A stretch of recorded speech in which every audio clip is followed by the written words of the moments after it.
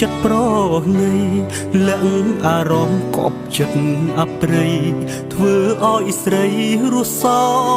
យសោកាមានបេះដូងតែបេះដូងមិនចេញមេត្តាយកសំដីជាព្រួញស្នេហាបំផ្លាញវាសនានារីទឹកភ្នែកបងខំស្រង់ដងចិត្តទូនឹងចង់ហាស្ដីតែហាមិនចេញមនុស្សស្រឡាញ់ឲ្យឃ្លាតពីគ្នា